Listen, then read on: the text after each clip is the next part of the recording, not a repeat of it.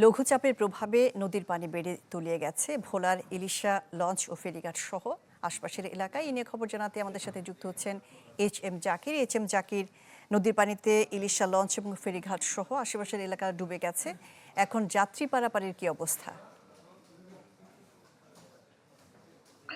হ্যাঁ, সানাজ, যদিও কিছুক্ষণ আগে আমি লঞ্চঘাট এবং ফেরিঘাট এলাকায় ছিলাম, সেখানে দেখেছি যে যাত্রী ওঠানামা করতে কিছুটা বেগ পেতে হলো। এখন কিন্তু লঞ্চের শিডিউল না থাকার কারণে সেখানে যাত্রীদের চাপ কিছুটা কমেছে। আমি এই মুহূর্তে ঠিক তার পাশেই যে রাজাপুর ইউনিয়নটি রয়েছে সেখানে এসে সেখানে দেখতে পাচ্ছি যে বেড়ির নিচে যে সকল ঘরবাড়িগুলো আছে, সেই ঘরবাড়িগুলোর প্রায় শত শত ঘরবাড়ি সেখানে আমি দেখছি পানিতে নিমজ্জিত অবস্থায় রয়েছে।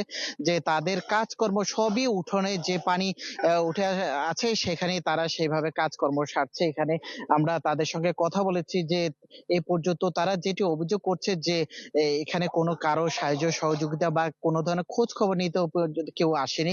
আমরা দেখছি যে এখানে যে রাজাপুর ইউনিয়নটি এর বাইরেও কিন্তু ভোলার যে দক্ষিণের যে উপজেলা মনপুরা, ঢালচর, কুকরিমুকরি সহ সেই সকল জায়গায় বিশেষ করে বঙ্গোপসাগর সংলগ্ন যে সকল এলাকাগুলো রয়েছে সেখানে খুবই নিমজ্জিত অবস্থায় রয়েছে।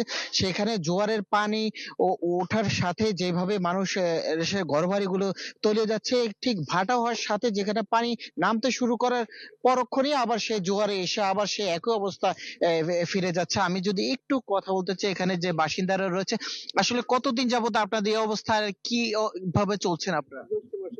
জ্যৈষ্ঠ মাসের তো এরম পানি আওয়া যাওয়ার রূপে থাকে। জ্যৈষ্ঠ মাসের তো প্রতি বছর একেবারে ভাদ্র আশ্বিন মাস পর্যন্ত এই পানি আইবো আর যাইবো।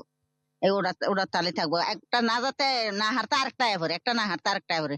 আর বাতাসের জোর হলে তো পুরা ঘর বাড়ি ডুবে থাকে পানি।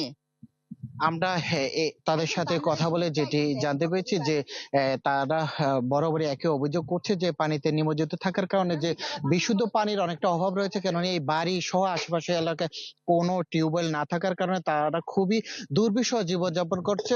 তারা এই বিষয়টি নিয়ে প্রশাসনের ঊর্ধ্বতন কর্মকর্তা এবং রাজনীতিবিদদের দৃষ্টি আকর্ষণ করছে যেন তাদেরকে সাহায্য সহযোগিতার জন্য দ্রুত সময়ের মধ্যে তাদের দিকে কেউ দৃষ্টিপাত করে, এমনটি তারা প্রত্যাশা করছেন। জি, HM জাকির, ভোলা থেকে যুক্ত হয়েছিলেন HM জাকির।